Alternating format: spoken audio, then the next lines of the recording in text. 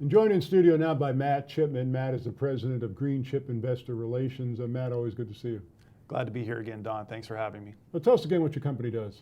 Well, we work with specific companies that we feel are the best of the small cap or micro cap industry.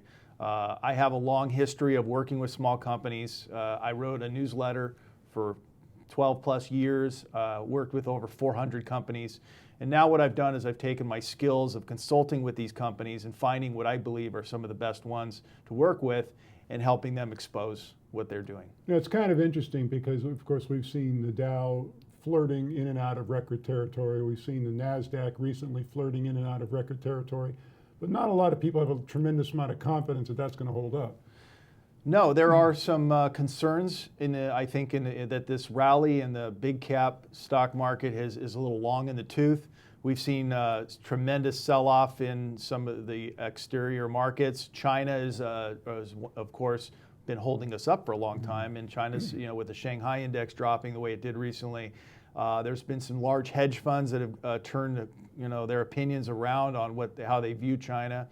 And of course, the implications of what's happening in Europe and with Greece in settling or getting them more funding so they can open the banks back up, I think has got people on caution, and reasonably so.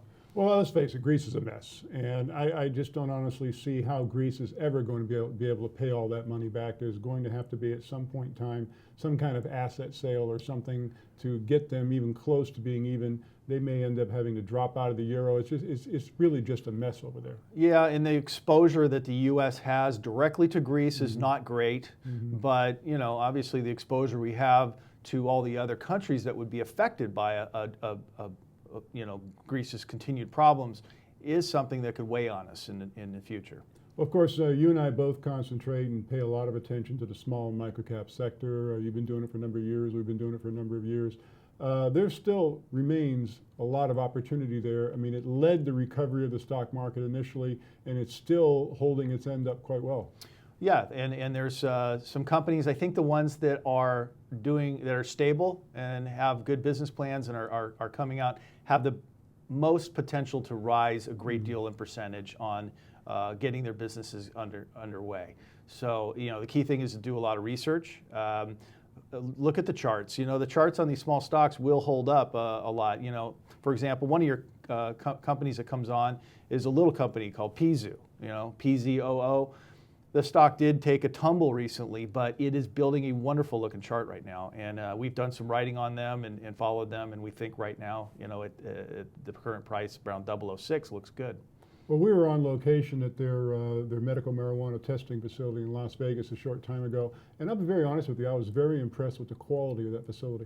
Well, the facility is high quality. They had this test that the Nevada did with all the laboratories, and they scored by far the best score of any of the laboratories. So as regulation tends and legislation tends to open up for medical marijuana and possible recreational marijuana in different states, they are positioned probably as good or better than any company out there in the industry. Well, especially in the state of Nevada, because I don't know if you know this, but they have 400,000 signatures on a petition to get recreational marijuana on the ballot in Nevada in 2016. Well, what's interesting about that is there's normally about 400,000 people that actually go to the polls in Nevada for a general election. So you would have to think if there's 400,000 signatures on a petition, that law is going to pass. It appears so. They feel in 2016 it'll have. They think it's a slam dunk.